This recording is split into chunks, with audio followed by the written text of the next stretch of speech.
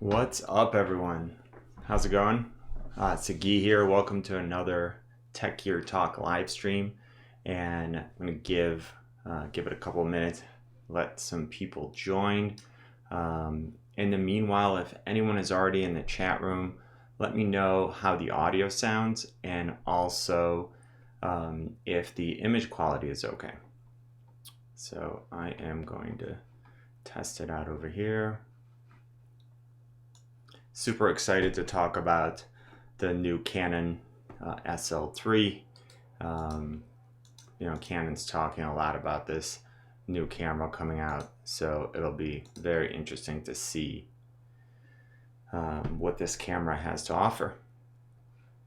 All right, I see a bunch of people there. Audio and image is good. Greeting everyone, image is good. Nice, okay. That's excellent. So hi to everyone. I know I haven't done a live stream in a while. I just checked, it was like last May. I've been focusing on creating videos instead, but based on how this goes, maybe I'll start doing more live streams. And let me know in the comment section, is this something, or in the live chat, is this something that you're interested in? Do you like live streams and the ability for you to ask me questions that I can respond to immediately?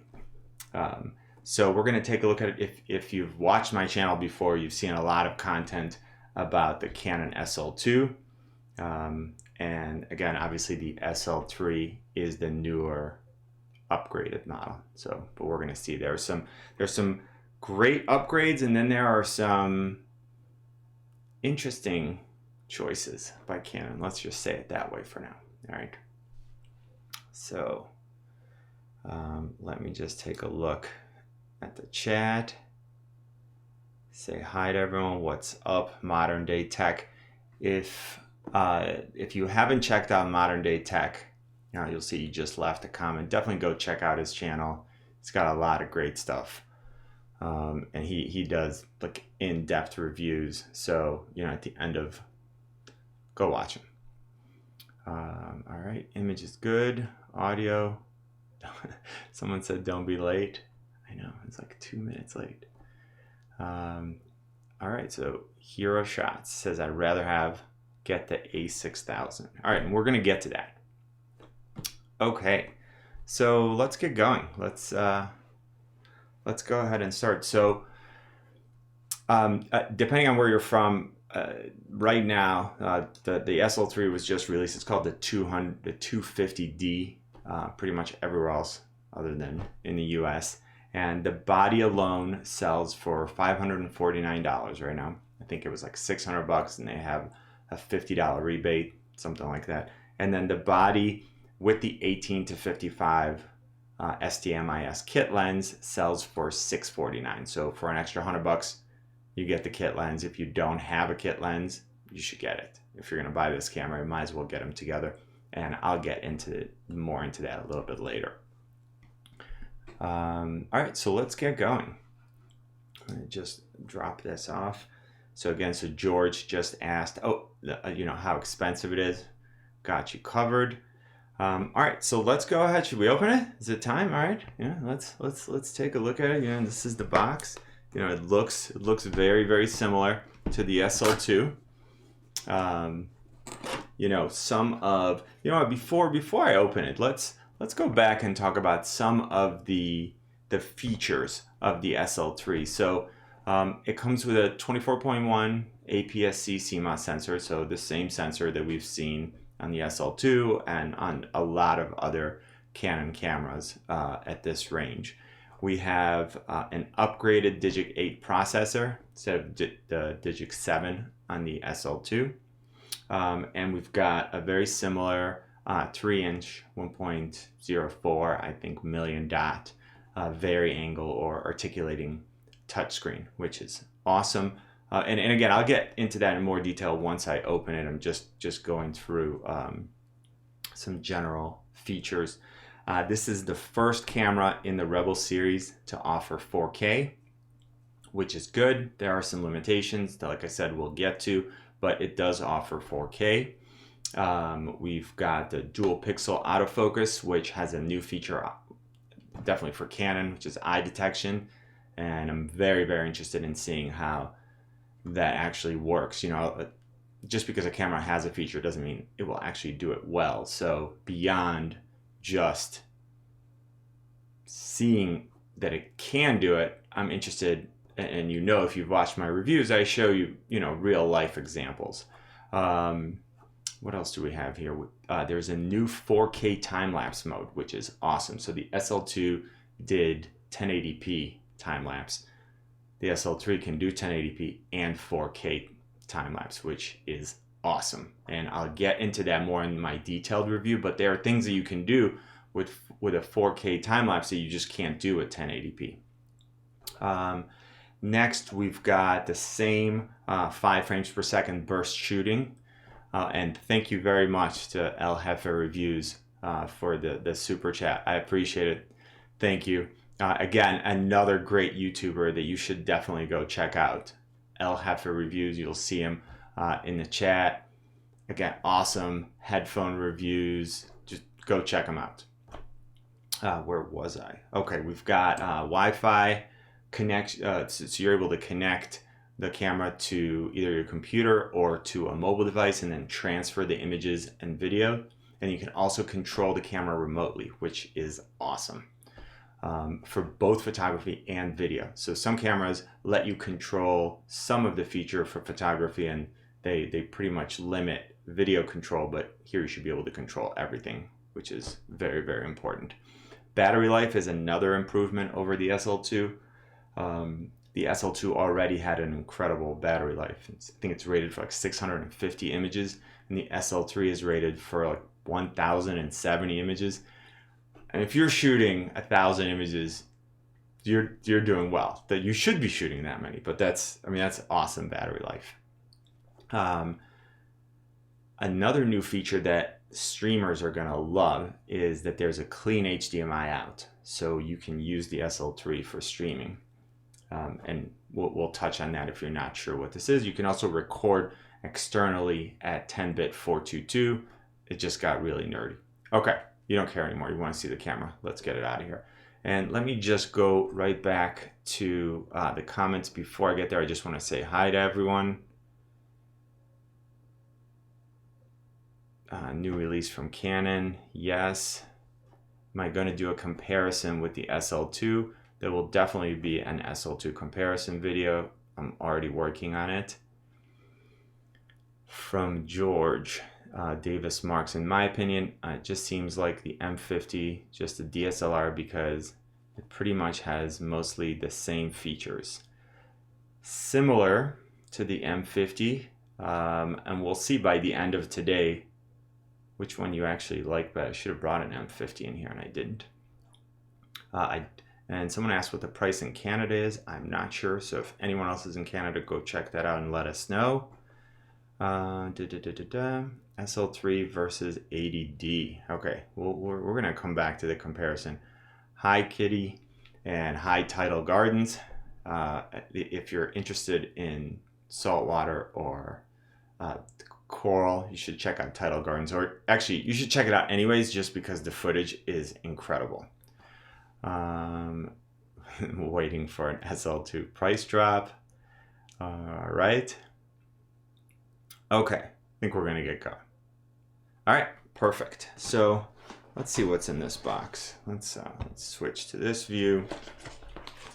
We've got these things that nobody cares about, and we have a charger. Boom. Which some cameras, Sony, I'm looking right at you, don't come with chargers. It's frustrating. If you have multiple batteries, you can only charge the battery inside the camera. Include a charger. It's cheap. Got that going, and I'll show you the inside of the box here. Got the body there. Got an extra battery and a strap that I don't ever use because I have straps that I like better than this one. Okay, so let's get rid of this box. So we've got the same battery as the SL2. So my assumption is because of the using the Digic 8 processor, that's how they improved the battery life, because it's the same battery. So this one's probably not charged. I'll grab the one out of the SL2 and move it to the SL3 so we can play around with it. And let's go ahead and take a look at this. This is what we all want, right? Let's get this mouse out of here. Keep everything clean.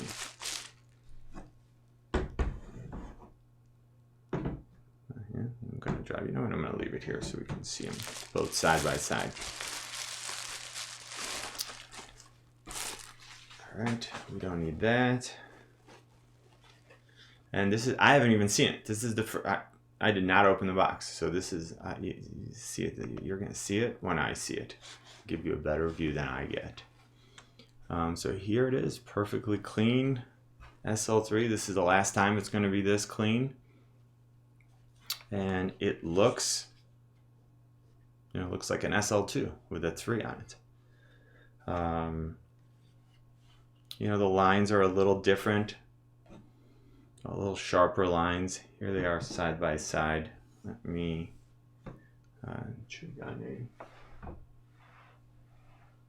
we'll grab one out of here. Oh. Get rid of this lens so I can give you a better comparison side by side. So, and we'll get them in focus. So here are, this is the SL2 and this is the SL3. So that's what we have. So again, the bodies are very similar. There are some, there are some sharper lines here. That's about it. The flash, the SL2 has a little button here for the flash that when you press it, if the camera's on, that the flash will pop up. And it looks like on the SL3 they got rid of it, and there's just this little thing that brings the flash up. That's not a big deal. Other than that, I don't see too much that's different. But again, we'll get to that in the more detailed review. So it feels, feels very comfortable. It's definitely on the smaller size.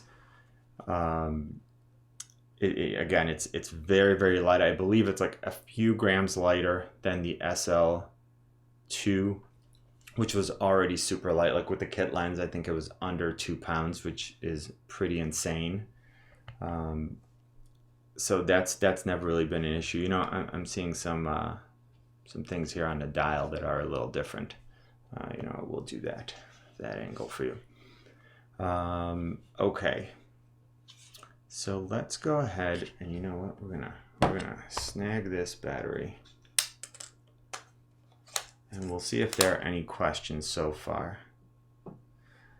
Someone asked if they missed the cost of the new camera. Yes, it's $549 for the body and $649 for the body plus the 18 to 55 kit lens, which I didn't get because I already have it. So it's right here. So battery compartment looks the same. You've got the SD card slot is right here. Get you some better light there. And if any viewers are not in the US, let me know how much this costs for you and how it compares to the SL2, because I'm just curious. I'm curious to see what Canon is going to do there pricing wise. It'll be pretty interesting. So let's read some of these comments that are talking about it. There's still a thing near the battery door that can be removed. I think they're talking about, let me see. Well, it's identical. Oh, I see. Yeah, I think they're talking about this part right here. So if you're using one of those little what are they called? Why can't I think of it? Ugh. One of those adapters anyways that you can have continuous power. So basically you put that in here and you remove, you push this off, and then the cable comes out this way so you can actually close the battery compartment. And if you look at I did a video about the M50 battery life, and I mentioned this there. So let's get rid of that, and we can see, put it in, move it, put the battery in. Yeah. And there you go. You can see the sensor like that.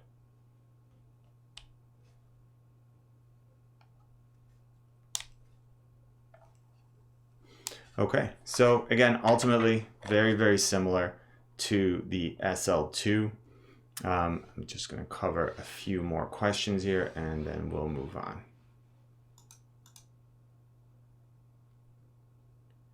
Dummy battery. That's why I want an SL3 battery grip. So what I did in my other videos, I showed that it's a coupler. That's what they call it. So you can actually attach a coupler both to the SL2 and the M50, and then either use a plug if you're working, in an office or in a studio, or you can connect it to an external battery charger. So just one of those regular external batteries that you charge your phone with, and then you can have continuous power for like essentially ever. So that's something that I do all the time, especially with the M50, which doesn't have very good battery life. So in some places I see the price is $500. That's awesome. So in the UK, 480 pounds for the body only. I can buy the SL2 for $350.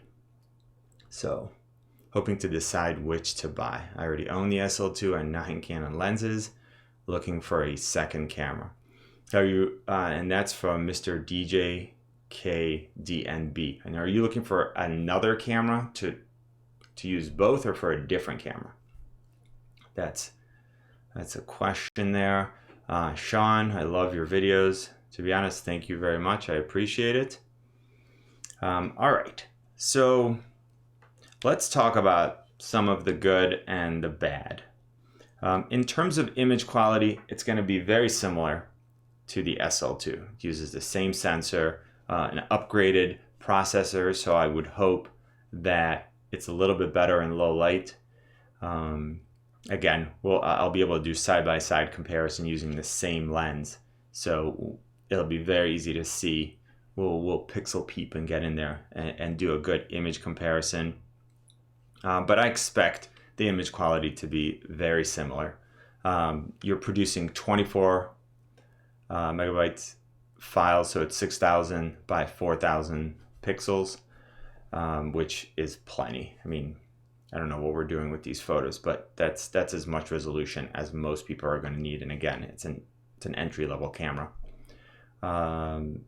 As far as video, this is where things get kind of interesting. So obviously we know that this camera has 4K. That's Canon's big selling point, is that this camera has 4K, and it offers 4K 24 and 30 frames per second.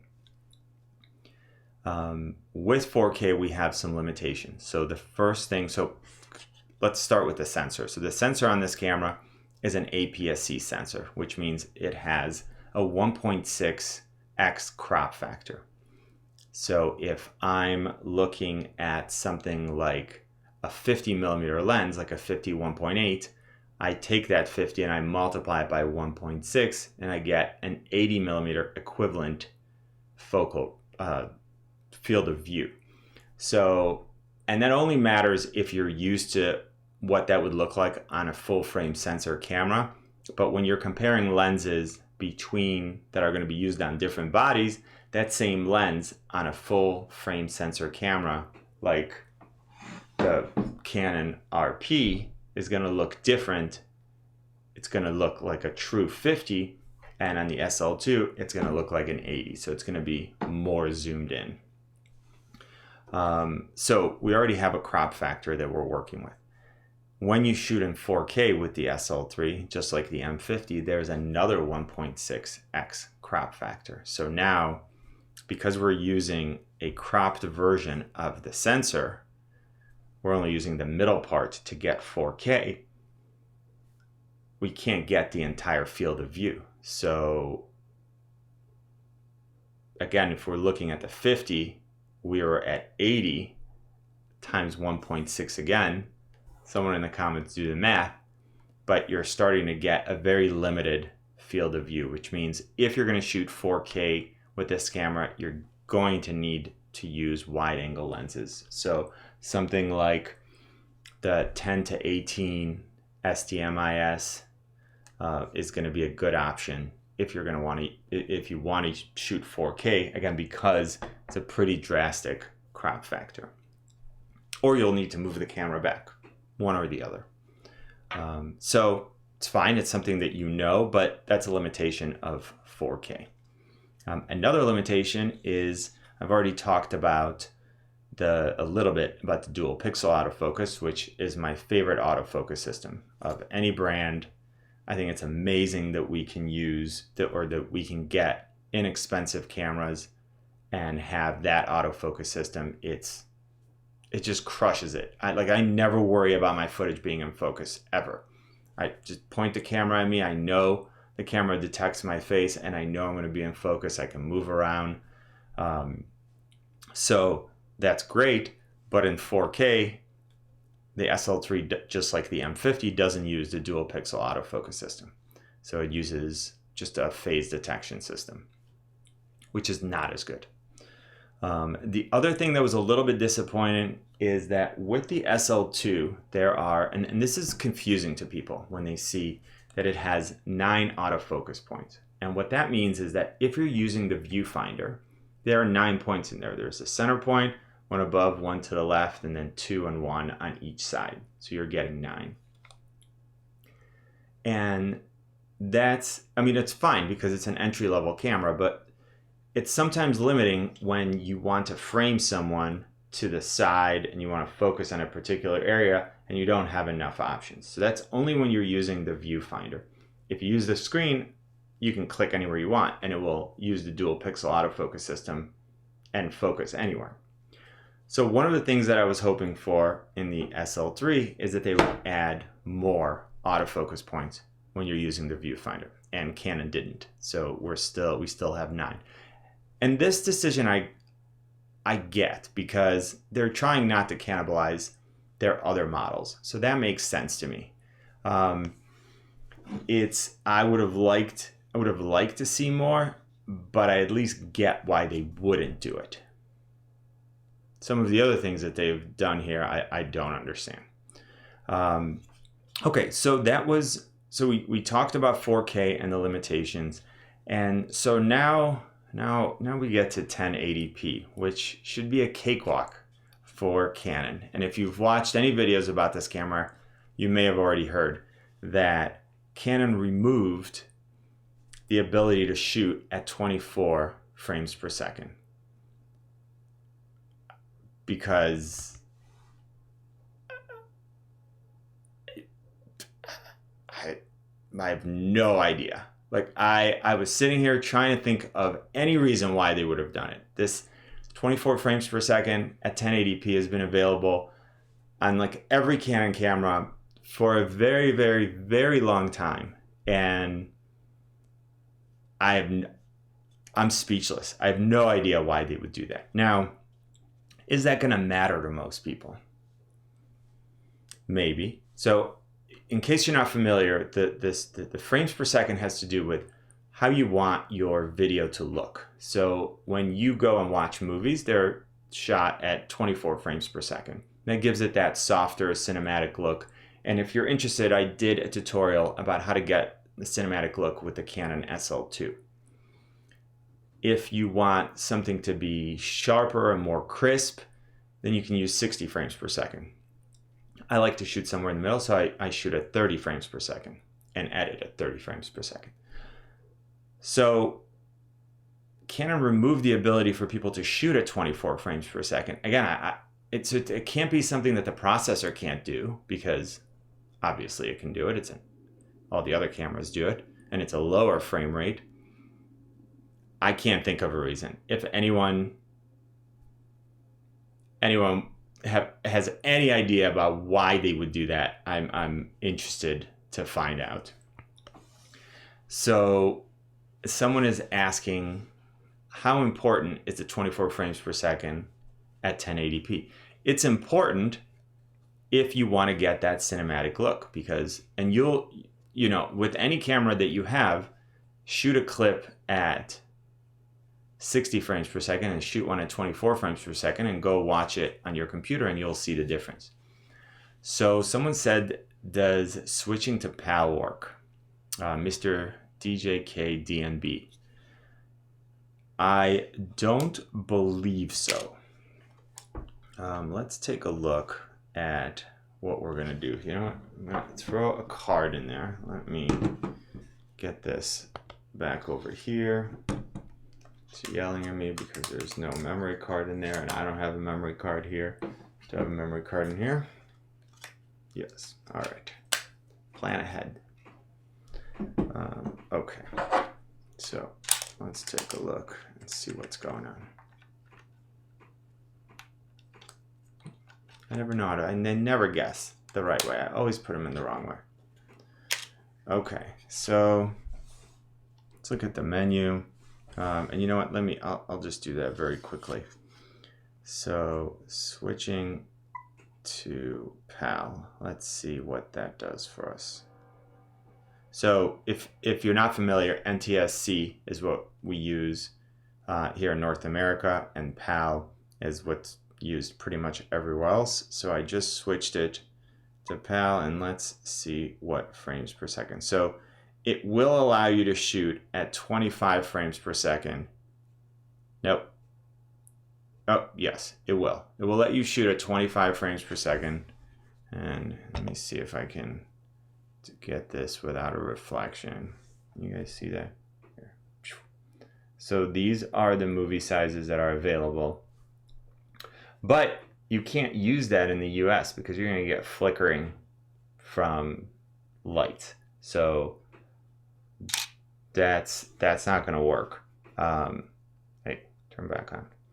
All right. So, oh, it's not. Now I'm getting yelled at. It's a very, very needy camera. Now I'm getting yelled at because there's no lens connected to it. I know, but I'm not really trying to shoot. Boom. Okay. So when I switch back to, go over here and switch back to NTSC and go back and show you. So these are the only options you have. So you can shoot in 4K at 24 frames per second, but not in full HD. So that's disappointing. And I don't get it. So someone said, Jack Evans block, I use NTSC in Australia without flickering. Your light bulbs are just stupid. I need to get, yeah, I don't know. So that's nuts to me. Okay. All right, so that covers photography and video as far as as far as frame rates. And you know what? The other thing I want to do is this camera is turning off every 2 seconds. We're gonna very quickly tell it not to. Boom. Don't power off. And we're good. Boom. So yeah, it's just it's very puzzling. I have no idea why this is something that Canon would choose to do. So looking around, we have a mic input here. So of course this camera has stereo mic built in, but there's also an external mic input. So you can use an external microphone and get much better audio than you would, of course, if you just recorded with directly into the camera or directly with the camera's microphone. But what's nice is that if you use an external microphone, your audio is automatically synced because it's the same file as your video. So you can always record externally on an external recorder, but then you have to sync it in post, which is not the end of the world, but it's something you have to do. Here it's nice. You can just mount an external mic right up here, or if you have some sort of a cage, and then get much better audio right with your video, you're good to go. So looking at this camera, I think that trying to think about who this camera is for, it's a great camera for beginners, because if you're just starting out and you're not sure what to do, then you can put it on auto and just start taking pictures or video right away. If you then want to start learning, there is a feature assistant mode that will give you tips on the screen. So for example, let's say you want to shoot in aperture priority, meaning you'll select the aperture and then it will select a shutter speed for you. It will actually show you pictures on the screen that will explain what happens at each aperture. So if you select a larger aperture, it'll show you that the background is going to be more blurry. If you select a smaller aperture, it'll show you that the picture is actually, more of it is going to be in focus. And then on the other hand, if you want to shoot with if you want to go to shutter speed priority, where you select a shutter speed and the camera will select an aperture for you, again, it will show you that if you select a very fast shutter speed, it will freeze the action in place. And if you select a very slow shutter speed, you're going to get that motion blur. Sometimes you need that for a long exposure, but it's still in low light, but there are actually pictures on the camera that walk you through that. So that's nice. And then finally, when you want to go full manual mode, you can just throw it in manual mode, and then you can control aperture, shutter speed, and ISO all by yourself, and you have full control over the exposure. So let me take a quick break here and look at the comments, see if anyone has any questions for me. How do you switch cameras so fast? I have a Stream Deck connected to my computer, and I created 5 different scenes. So we'll take a moment. So this will be one of them where it's just using the A cam.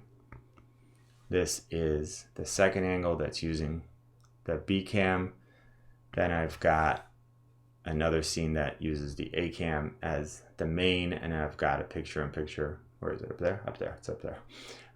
That shows, and then I have the reverse. And then finally, if you're watching this and you're not a subscriber yet, I can hit that and ask you to take a moment and subscribe to my channel. So that's how I'm able to switch so quickly. So someone said, I pre-ordered this camera and I think I haven't done a mistake. It's not a mistake. So it's not a mistake. It's just a matter of getting a camera and knowing what to expect. So if someone bought this camera expecting to shoot 1080p at 24 frames per second, that's not going to work for them. But if you're a photographer, or if I don't really shoot, I wouldn't shoot 24 frames per second with this camera necessarily. I'd probably shoot 30 or 60.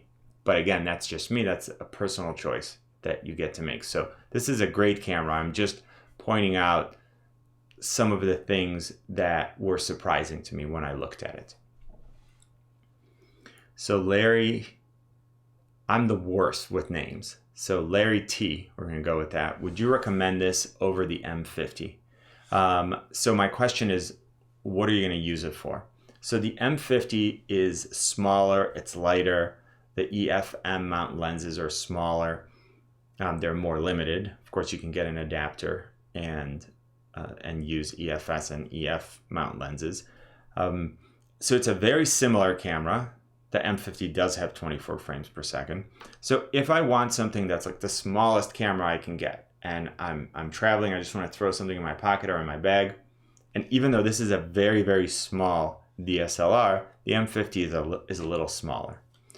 On the other hand, for some people, it's too small. So, you know, depending on the size of your hand, the M50, it's, you know, it's pretty small. So this may be something that's more comfortable to hold.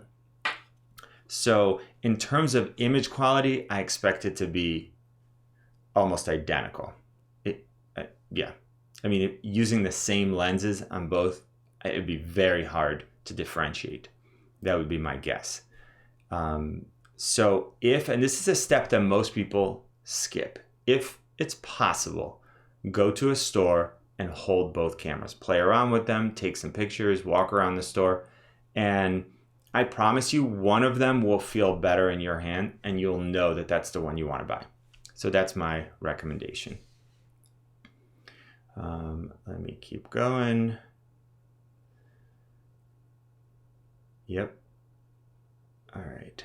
Slap an adapter on for your glass and you're good to go on the M50. So yes, if you use,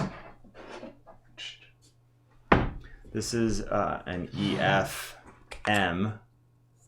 Here, let me switch to this angle. This is an EF-M to EF and EF-S adapter. So basically you can take this, I really should have had the M50 here.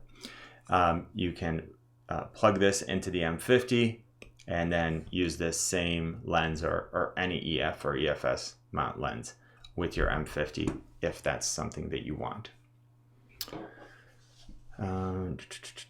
Okay.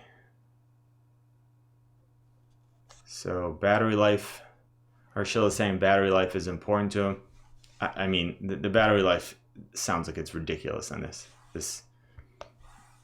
You can pretty much just shoot forever. I mean, normally I would buy an extra battery, but I don't even know if I would buy an extra battery. SL series is the best for beginners. I agree. Someone said, I love your boxer. Yes, Macy is awesome. Thank you. Rig an external battery from MoCG. Rig an external battery, I get 12 hours for mine. So that's awesome. Tell us more about that setup. All right, and Larry T said, thank you. I'm thinking with that advice, I'm sticking with the M50. Do you already have the M50 or were you thinking of which one to get? So Chloe's Darling saying, just jumping on, in your opinion, which is better, the SL2 or SL3? So what do you want to use it for? Let me know and we'll because it's not so much which one is better, it's going to be which one is better for you.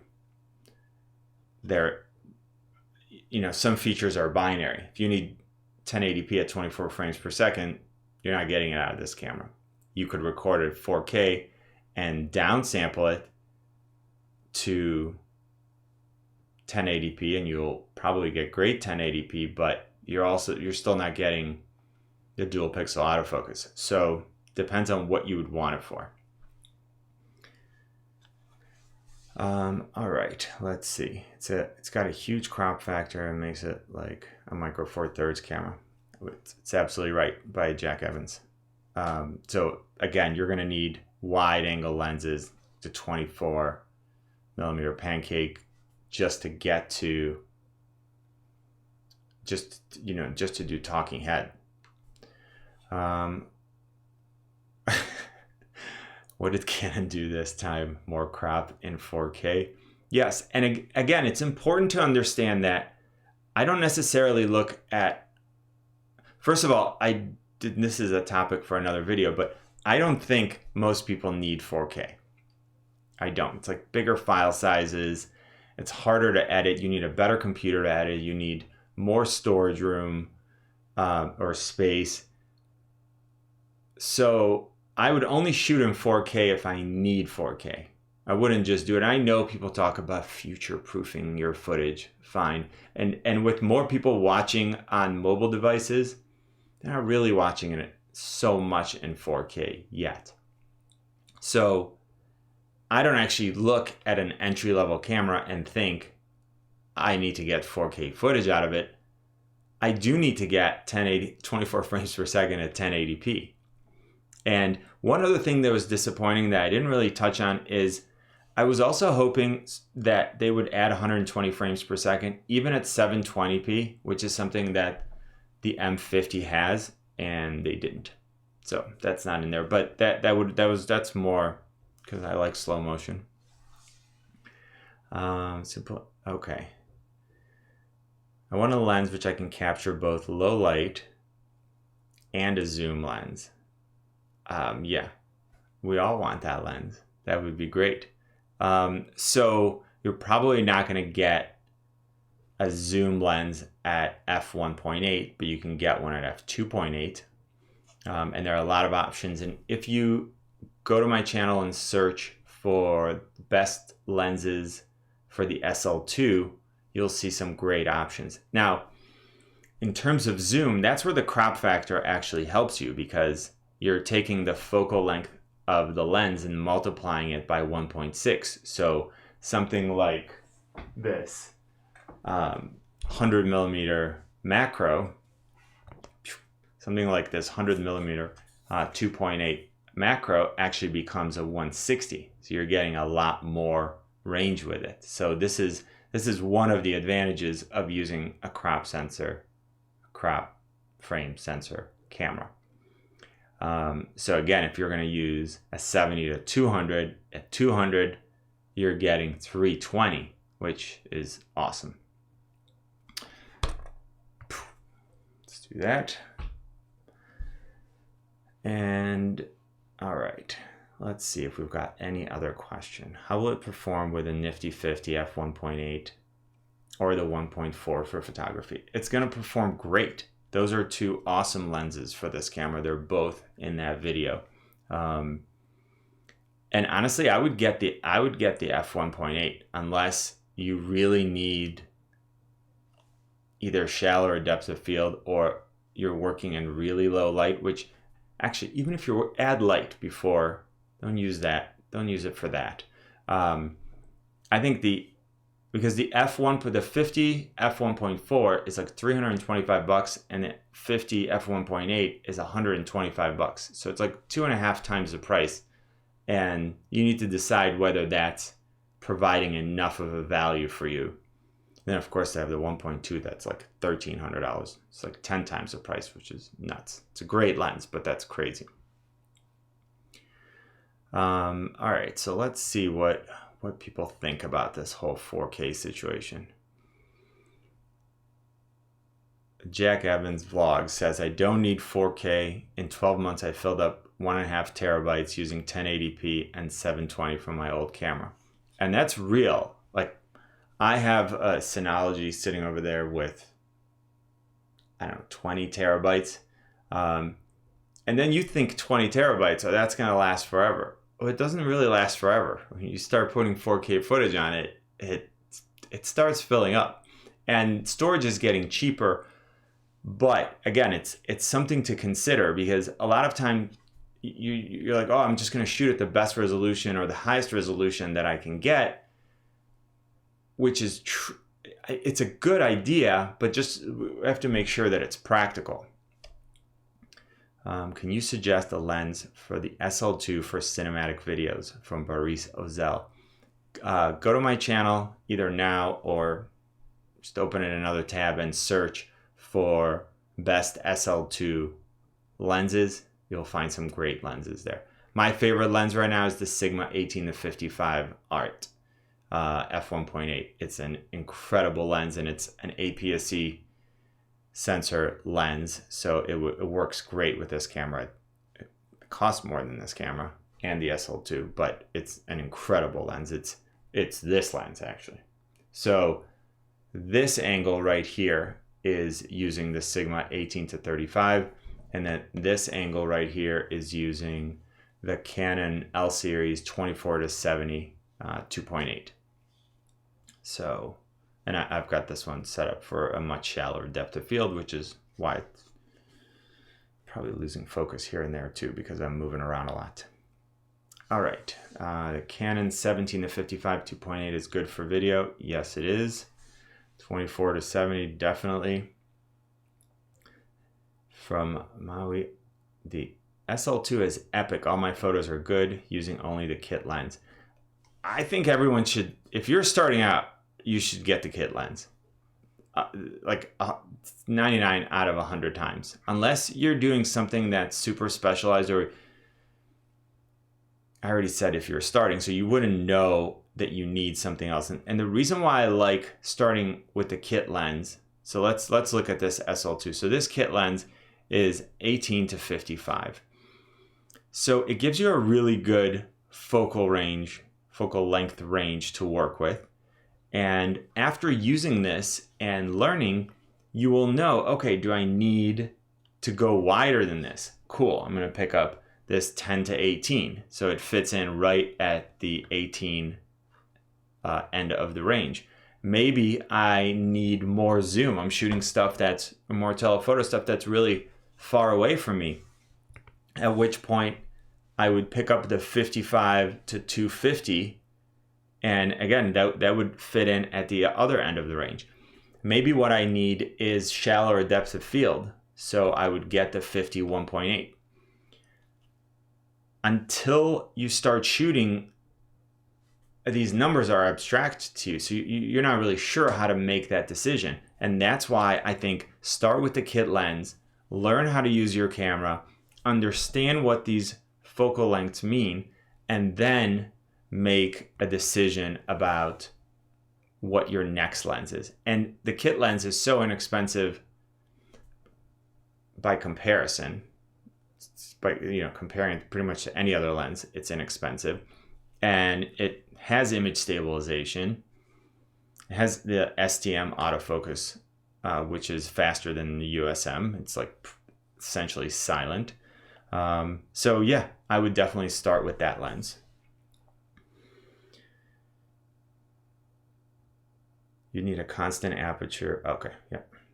So they're answering somebody else's question. Any help with the crop factor for APS-C sensor? I will need it for indoor shooting in the dark. From Batman from India. Well, I mean, there's no help. You either need a lens that has a wider aperture. So you either get something like the 51.8 or any of the 2.8 lenses that I mentioned in the lens video, or I keep coming back to that, you got to add light. And if I have to choose, I'm adding light, because you're always going to get better quality when you control the lighting. Now, sometimes it's really tough, and in those situations you do what you can, but anytime I have the option, I'm adding light. All right, so let's see what else we have here. I have an iSense in there. So I have an i5 7th generation. Even that struggles with 1080p 60 frames per second, so 4K would suck. So yeah, when we were talking about editing 4K video, we didn't even get to the computer. And I have a surprise on the computer end coming very soon. Well, not coming very soon. It's already here. It's over there. So because I'm editing all this 4K footage, my computer was like smoking. But anyways, yes, I mean, so now you have to invest in a better computer, a faster computer, more RAM, more processing power. Everything takes longer. And editing 4K footage on a computer that can't handle it is not fun. When you can't scrub through your timeline, no. You can use proxies, which you should, because that will really help, but the file sizes are still huge. And if you're using proxies, you're creating more files. So now for the editing is easier, but you're using up more storage. All right, so I've got, let's see. Jack Evans Vlog says, I use the kit lens. I can do everything from sports to long exposure, flowing waterfalls, really dark city photos, portraits. Yeah, it's super versatile. And Subro said, how much is the SL2? In the US, it's $549 for the body and $649 for the body and the kit lens. And I have links in the description to both for just the body, this kit, and the kit that comes with the 55 to 250. And this camera also comes in white, which looks pretty sick. So there's a link for that as well. Off topic, but I can't wait to see your review of the Sony a6400. Well, it's coming. It's a nice camera. That's definitely coming, as well as some comparison. Okay, let's see what else we have. I think if you're looking for a new camera, go buy the SL3. If you already have the SL2, I think you don't need to upgrade. Invest in better lenses rather than upgrade. 100%, I could not agree with that more. You should invest in lenses regardless. So, and I say that in my lens video, I have lenses that I've had for 10 years that I'm still nowhere near looking to replace. And those were great investments because since buying those lenses, you know, I had the 5D Mark II, then the 5D Mark III, then my cinema cameras that I'm using right now. All these bodies that I'm testing, I'm still using the same lenses. And some of them have an upgrade, like this 70 to 200 2.8, which is a crazy good lens. This is the Mark II, and there's a Mark III that's available right now. I'm not buying it. Like, is it better than this lens? Yes. But do I need that lens? No. That lens is amazing. So the good thing about investing in good glass, good lenses, is that you're going to keep those forever. Like, unless you actually damage your lens, a good lens is a good lens. But these lenses are just as sharp as when I bought them. If I need to get them clean, I can. I never have. So yes, definitely invest in lenses. Okay. So next we have, yep. Okay. I'm just going to keep going down here. We're talking about computers. Okay. That camera over the Sony a6400 for a few more bucks. Which camera? That's from a family of tech.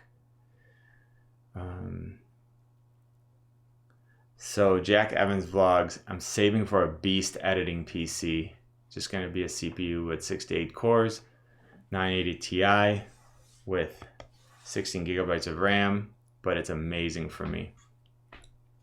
Yeah, so my surprise is a beast. I can't wait to show you guys. I just have not, I haven't even had, it's been here for 2 weeks. I haven't had time to even take it out and use it myself, which is kind of a shame. All right. So going back to, you know, is it worth, I don't know that I would, well, I do know. I would not upgrade, probably wouldn't upgrade from the SL2 to the SL3. What I really like about it is the 4K time lapse. You know, maybe I would, because I wouldn't really use it. I wouldn't really use the 24 frames per second because I shoot my videos at 30 frames per second. And I don't know that you know what? Okay. If I didn't have either one and I don't need 24 frames per second, I would go with the SL3. If I do need 24 frames per second, I would go with the SL2. And if I had the SL2, unless I really want 4K or 4K time lapse, there's only one other reason why I would switch to the SL3. And that has to do with the clean HDMI out. So if you want a great camera for streaming, go with the SL3. The reason is that the SL2 does not have a clean HDMI out. So unless you use specific software, if you connect this to your capture card, you're going to see the menu, the the menu overlay that's on the screen. And even if you hide it, you will either see the autofocus square if you have it turned on, or you have to use manual focus. So that's with the SL2. Now, because the SL3 has a clean HDMI out, that means that the footage coming out of the camera into your capture card doesn't have any of that overlay. So that means you can leave face detection on and you will always be in focus rather than having to use manual focus with the SL2. So that's another, and I know streaming is getting huge. So that's definitely a reason to use the SL3 over the SL2. But again, if I already had it, because most of the time when you're streaming, you're sitting stationary, you could definitely get by without autofocus, but it sure is nice to have just flip this screen, have it pointed at you, turn it on, you're always in focus. That's pretty sweet. So Mr. DJKDNB says the SL2 has a clean HDMI out, but you have to lock off focus. So yes, that's what I was saying. And so technically it doesn't have clean HDMI out. But I get what you're saying. That's the workaround. And there's actually software that will let you get that with autofocus. I should do a tutorial about that. Batman from India says, people waste money on lenses, but only use the required ones. Why buying hundreds of lenses when you can work with 3 to 4? People are just lensaholics. Yeah, so there are different lenses for different uses, but that's why I recommend starting with the kit lens so that you know why you're buying another lens. So there's no point in getting a 55 to 250 and adding it to this body if you're never going to need that much zoom. And if you didn't know that and you were thinking, oh, but they sell them together as a kit, so it's a good deal, but it's only a good deal if you're going to use that lens. Otherwise, you just paid extra for the 2 lenses you were already going to get.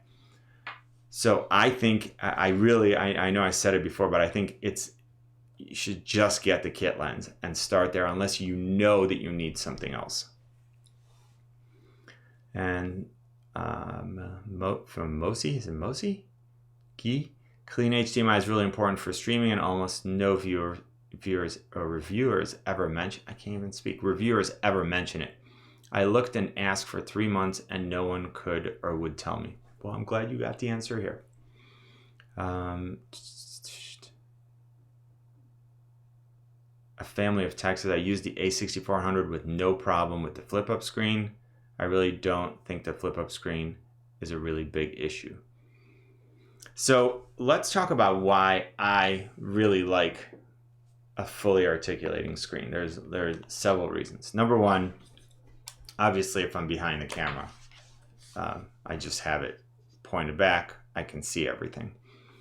A lot of times for different angles, I'll shoot from the hip. So I'll literally have the camera like this when I'm shooting. And it's great to have this flipped up and pointed up, and of course I can get it at just the right angle. And most cameras, like even the Sony cameras, it won't come out to the side, but you can get that like right here. And then if this camera's on a slider, for example, it's great to have this. Now, pointing it down is great if I'm shooting over a group of people. I can hold the camera up in the air and look, and I can make sure that it's framed correctly, or if it's on a tripod that's very high, anything like that. So that's a lot of the tilting screens can do that. An example of where I really needed a fully articulating screen is something like, I was using the A7 III, the Sony A7 III, which is a great camera, and I was using it on a gimbal. And the screen was blocked by the motor. of the gimbal. So the motor is right behind it, so you couldn't really see it. And not only that, for some gimbal shots, if you're walking around someone, you're actually going to have your camera pointed sideways, and you're going to walk around them like this. So this keeps pointing at the subject. And so now I couldn't see the screen at all because the screen was either back here or it was tilted up or down. It doesn't matter. This is where this is so useful. It's just one of those use cases where you're just like, okay, perfect. I'm going to go around it. I can see that they're framed. I know that that's very specific to how I used it, but it was important for me there. So again, depending on what you do, and then of course it can face the front, but not everyone's going to need that. But if you need it, it's great not to need to add, or not to have to add an external monitor. So it really depends. Obviously, if you're vlogging and you're walking around, you're going to want that. But if you're a photographer, unless you're shooting selfies, you don't really care that this faces the front. So a lot of that has to do with how you plan on using the camera. And then that's why just looking at the features doesn't necessarily make the decision for you, because we don't all have the same requirements. So a lot of times people say, well, that feature it's silly. Like, I don't need it. You might not need it. Someone else might need it. You might need some features that someone else doesn't need. So again, think of how you're going to use the camera before you make a decision about what to buy. Yep. Okay, so slap an external microphone on a Sony in case you flip up screen, goodbye. So that's another very good point. Do I have a mic here? So who said that? That was, I'm butchering. Is it Masi? I'm gonna call you Masi. What they're basically saying is that if you try to put an external mic up here to get better audio, and your camera has a flip screen, your flip screen is now blocked by this microphone. So that's an excellent point. That's something like on the G7X Mark II that has that flip up screen. I think it was that camera. Pretty sure it was that camera. And the M5 maybe. So that was, or no, not the G7X Mark II, because it doesn't accept an external mic. But I think it was the M6 maybe that had that issue. One of those cameras had that problem. And I actually used an adapter that you can mount the camera on, and then I can put the mic on the side. But very good point. From Arshil, what do you think about the 6D Mark II, and who is that for? So the 6D Mark II is an awesome camera. I guess I would say probably not a lot of people are picking between these two, because it's like a significant price difference. So that might be a topic for another video. But if you're trying to move beyond entry level, that's a really good option. It also does, well, it's a good option. Let's see. And all right, so that I'm trying to think if there are any other important features that I want to discuss. Do you have any other questions about this camera? Anything else that you want me to cover before I move on? I'm gonna play. I think I covered everything that I wanted to, and I do have to leave some stuff for the actual review. Someone mentioned on Instagram that there is no third-party flash compatibility with this camera. But that's not something that I've tested or have heard before, but it's something that I definitely want to research.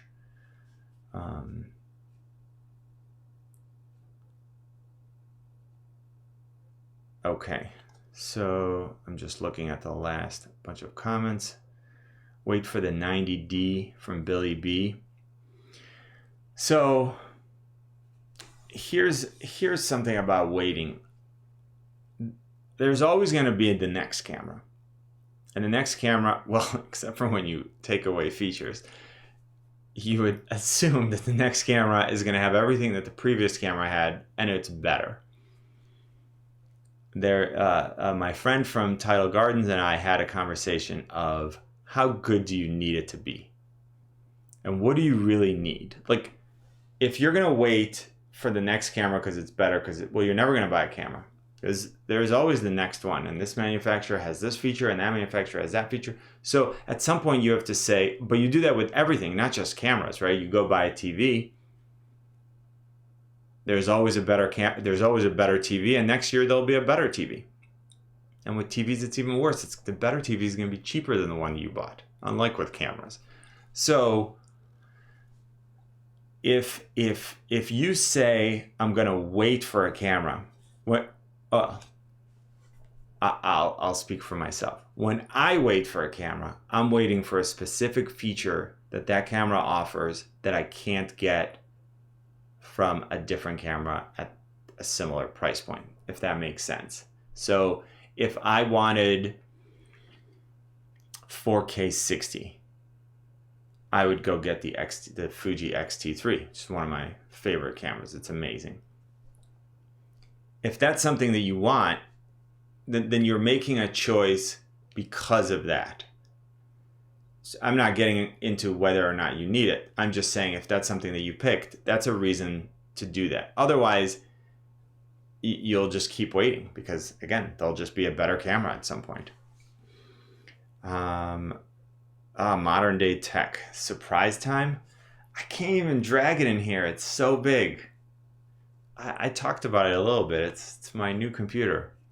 I might have to now do another live stream just to unbox that monstrosity. But it's good.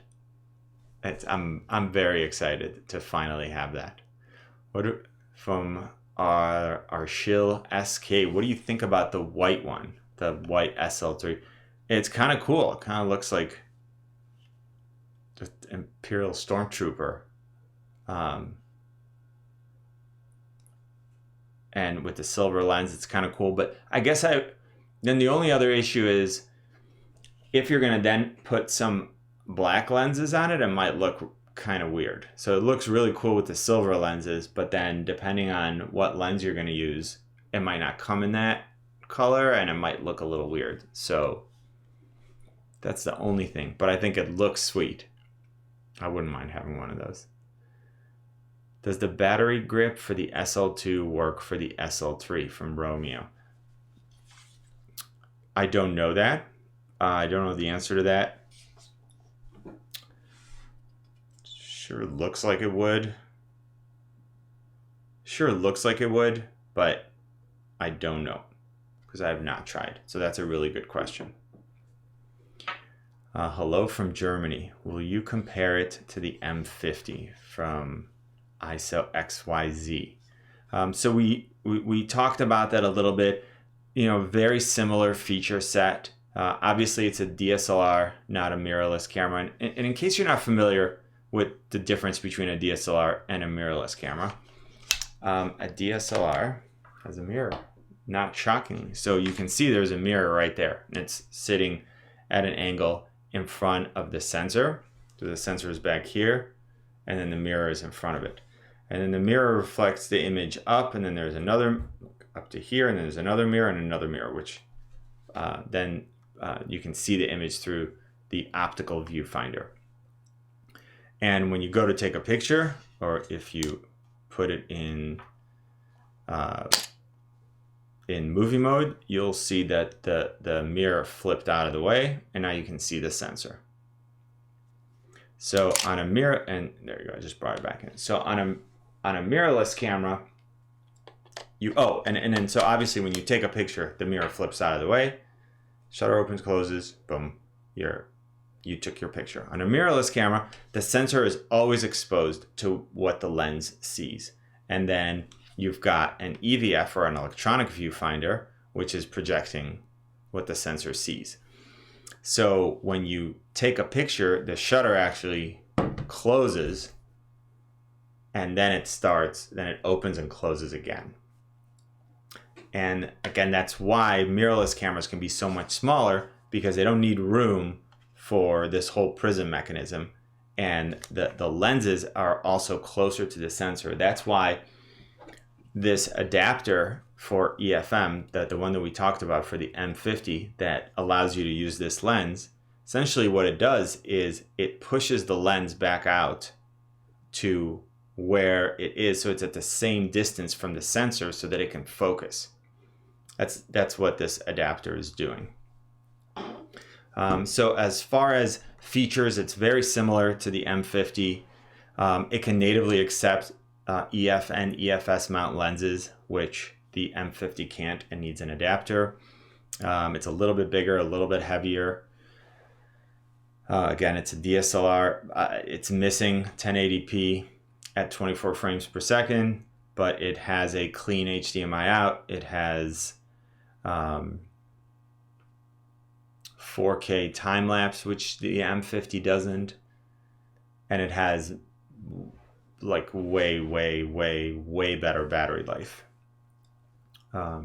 So those are off the top of my head. So again, it's got a clean HDMI out. I don't know if I said that twice now. So those are some differentiators between the two. Let me know if you have any other specific questions. And let me see. Why is the 250D?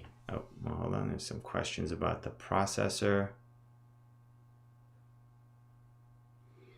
Why is the 250D better than the 200D? So why is the SL3 better than the SL2? So it's better if you want 4K, which you can't get on the SL2. It's better if you want to do 4K time lapse, which is awesome.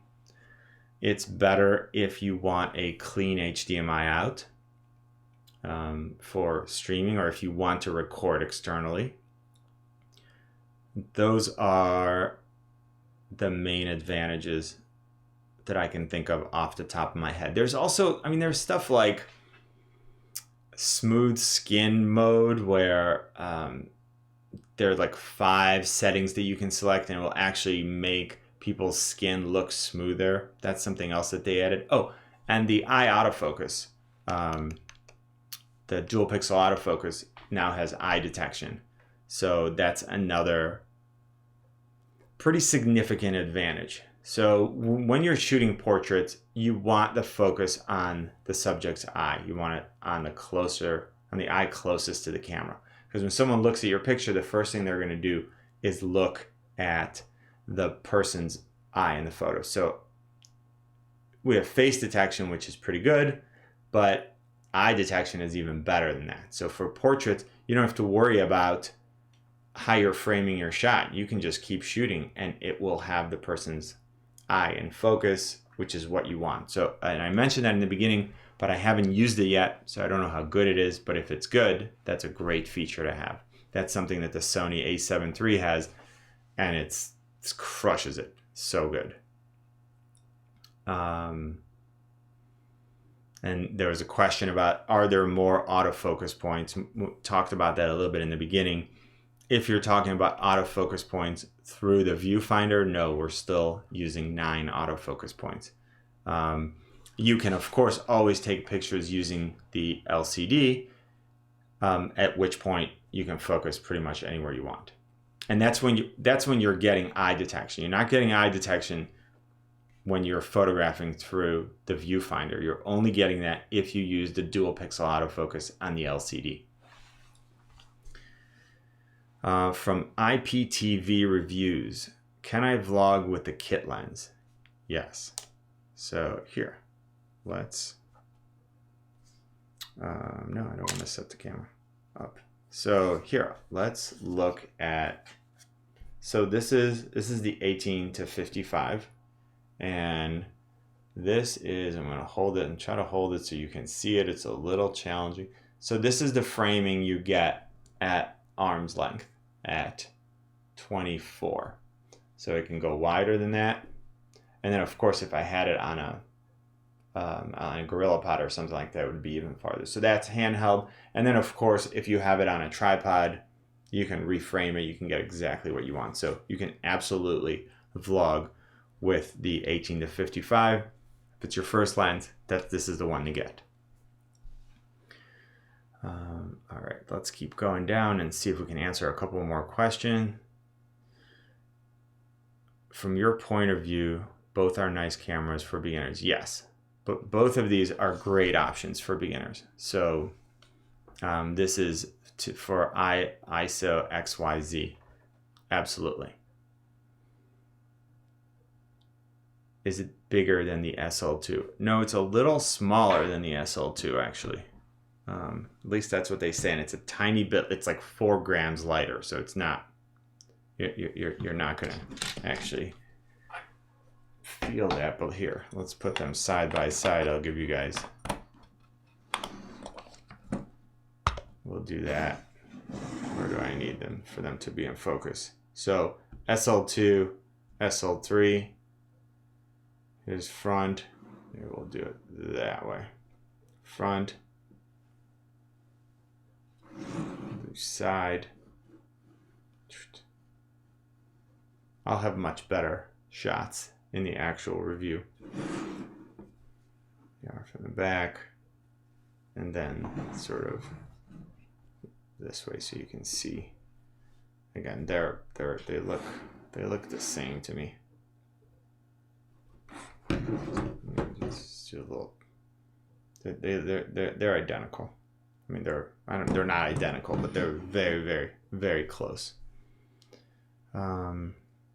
Skin retouch is for ugly people. All right, that's kind of harsh.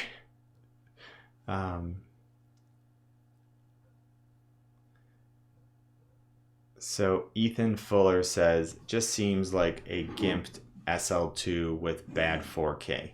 So, you know, that's possible. I'll tell you what, I don't like the idea that it doesn't use the dual pixel autofocus in 4K. I don't love the idea of having it add an additional crop factor. So this 1.6, so for example, the Canon RP also has the same crop factor when you go to 4K, but because it's a full frame sensor camera, we don't have the initial 1.6x crop factor that the SL2 and SL3 have. So it is limiting even here, but it's a lot less limiting with the Canon RP because it doesn't have the initial 1.6. And with both of these, we have 1.6 and then 1.6 again. So that part of it is not awesome. Definitely would have been nice not to have that, but we do what we can. All right. When should we be expecting the SL3 versus scroll down, get back up there, the SL3 versus M50 video? Could you give us a brief opinion on what you think, or should we SL2 it or maybe T7i it? That's from Joss and Ola. First, what are you know I'm always going to ask, what are you going to use it for? So that's the first thing I need to know. Get rid of that lens. We're going to put that right there. I'll put this mouse right there, clean up here a little bit. Or actually, I need my mouse. I'm going to keep it right here. Again, another question. Definitely what I see from this stream is that I definitely need to do an M50 versus SL2 video. And what happened over here? I lost my mouse. So the funny part is my mouse is still connected to my computer. So 6 monitors. So if I push it off screen, it goes and disappears somewhere there. How sensitive is the touchscreen on the SL2 compared to on the SL3 to the SL2? So I haven't used it yet, but my guess would be that it would be identical, that it's the same screen for both of them. So one of the reasons why Canon keeps reusing these same sensors is, for example, I know you asked about the screen, but they're saving money because they're mass producing these sensors and putting them in multiple bodies. And now that's one of the criticisms of Canon, is that they're not releasing better, newer sensors. It's why one of the problems, if you watched my A7 III review, I want 120 frames per second in a mirrorless camera, and I can't get it from Canon. Unless you're going to go with a 1DX, which is not mirrorless and it's huge, and that's not what I want, then I need to go somewhere else. That's like, to me, that's bad. It's a bad move by Canon. But that's just me. Okay, so photography is my main focus. So going back, hold on, need to scroll back up.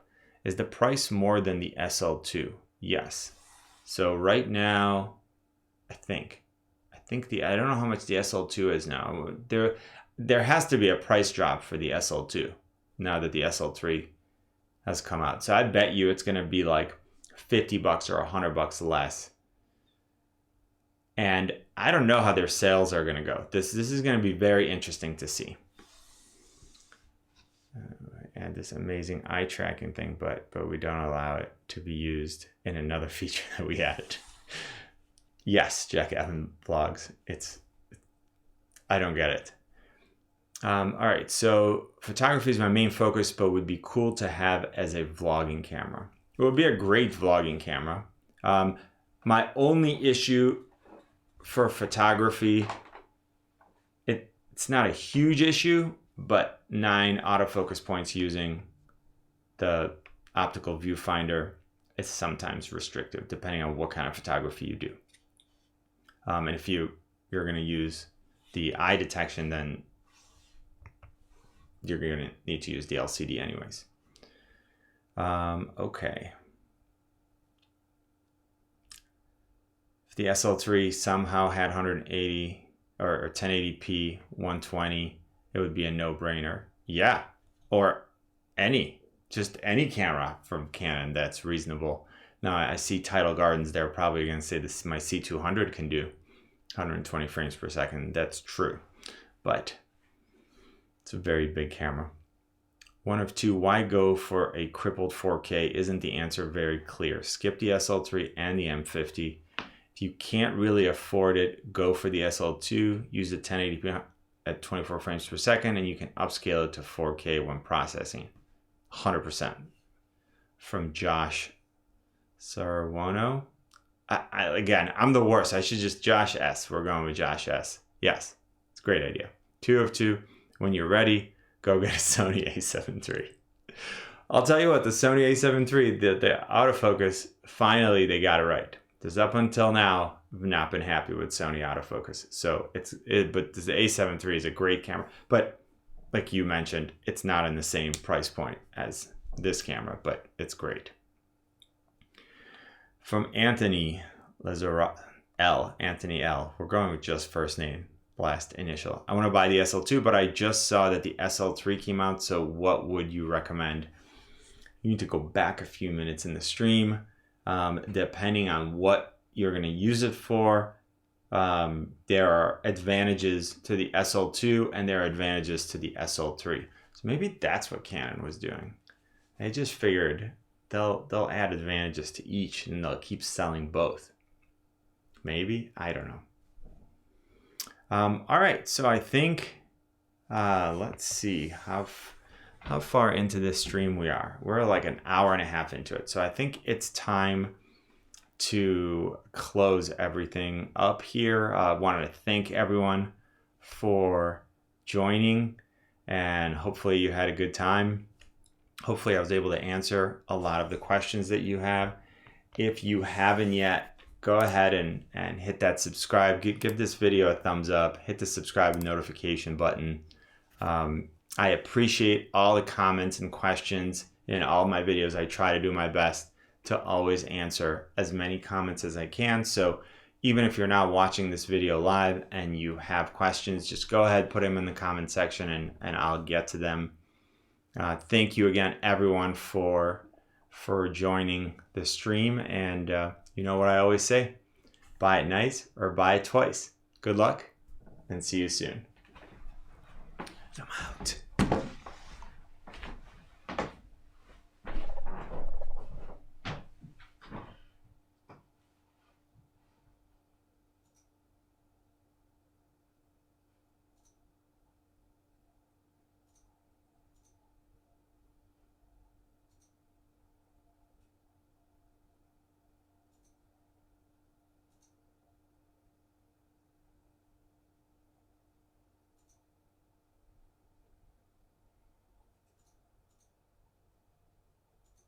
Or I'm not out.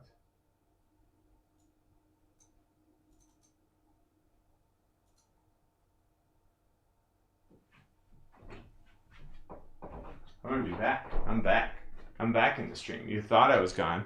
See, I tricked you. Now I'm back. Because I need to see what's going on here. And here we go. All right. So now I'm going to go. So again, good luck and see you soon.